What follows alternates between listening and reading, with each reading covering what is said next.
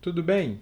Vamos revisitar o que eu falei para vocês na aula síncrona sobre o movimento retilíneo uniforme e como que a gente vai realizar o relatório, né? Esse vídeo espero que dure no máximo 5 minutos, vai ser bem rapidinho, não vou editar. Então, se não, vejamos.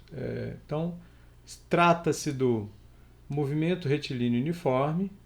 E no movimento retilíneo uniforme, vocês vão rastrear o movimento daquele carro que vocês veem lá no vídeo, né? Que eu enviei. E o que vocês vão fazer? Vocês vão rastrear obtendo quem é do tracker, né? A coluna posição e a coluna do tempo.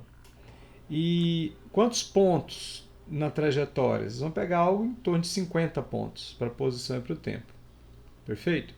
Então, o tracker vai nos auxiliar, nos fornecendo essas duas primeiras colunas aqui, a coluna da posição e a coluna do tempo.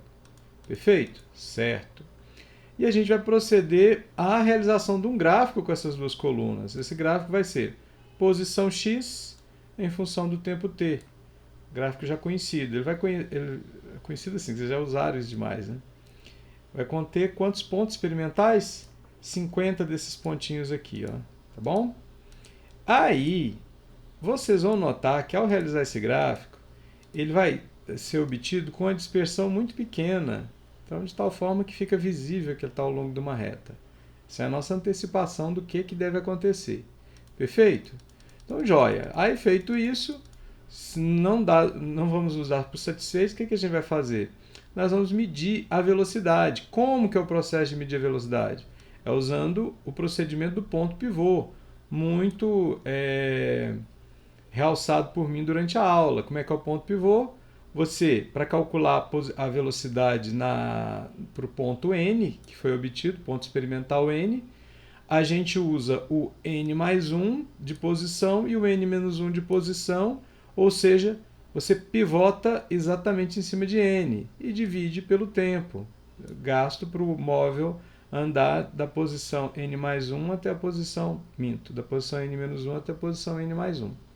Perfeito? Isso tudo já foi discutido em aula síncrona, não vou voltar nisso. Então, o que acontece?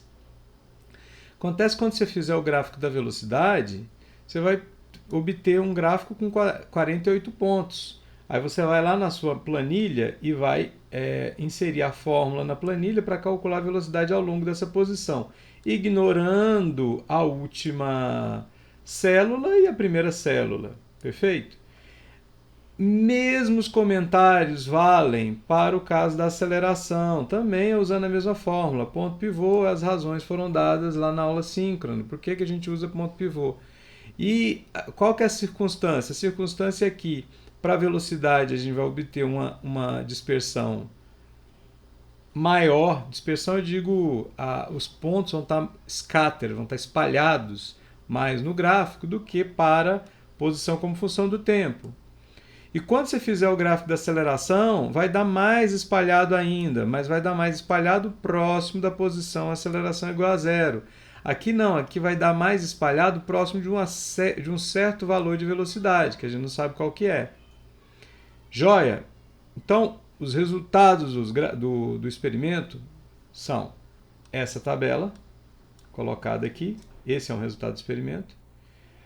Gráfico da posição pelo tempo. Gráfico da velocidade pelo tempo, gráfico da aceleração pelo tempo. Ok? E de posse dessas três coisas, vocês vão responder se a gente realmente mediu um movimento que pode ser caracterizado como movimento retilíneo uniforme. Vocês vão dizer se pode ou não pode. E vão justificar, de alguma forma, por que é que a gente teve um procedimento ou um processo em que a dispersão tendeu a aumentar de um experimento para o outro. Aliás, de uma medida de um momento para o outro.